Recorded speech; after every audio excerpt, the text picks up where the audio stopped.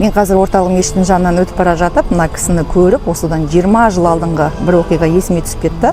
Ол кезде біз жолдасым екеуміз Көк базарда сауда жасайтын едік. Бутикте, көрші бутикте түркістандық өзіміз қатарлы жігіт, әйелі алматылық, олар да сауда жасайтын.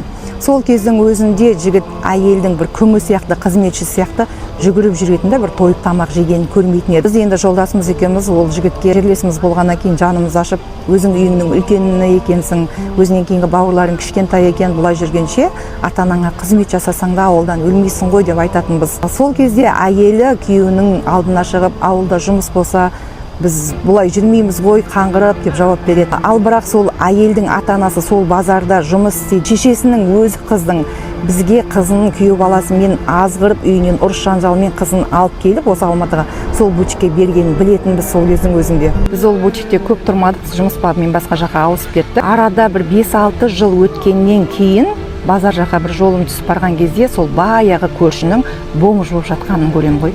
Бұл кісіні көріп, қазір бұл да сондай жағдайда қалды ма деген ой кеп тұрды.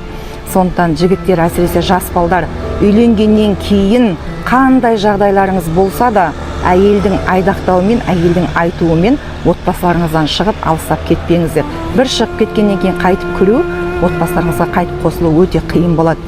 Сондықтан дүние болсын, болмасын, аш болыңыздар, тоқ болыңыздар, өз отбасыларыңыздың тізгінін өздеріңіз ұстап үйреніңіздер. Егер бір көргенсіз, тексіз біреудің қолына түсіп қалсаңыздар, онда жағдайларыңыз осындай болады.